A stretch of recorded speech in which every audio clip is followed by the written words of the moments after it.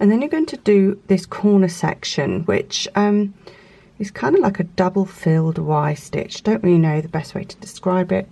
I think I'll just call it a corner section. So you're going to yarn over twice and do a treble or a UK double treble into the chain 3 space. Then you're going to yarn over and you're going to double or UK treble into through the legs of that treble stitch, the bottom 2 strands, just like doing the first Y stitch you did. But then you're going to go back into that exact same spot and put another double or UK treble. So can you see how it's kind of like a cross between the two that you've done really. I call it a filled Y stitch.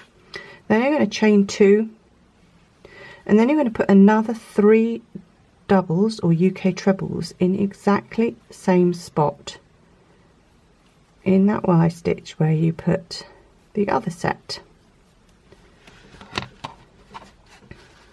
So it looks like that.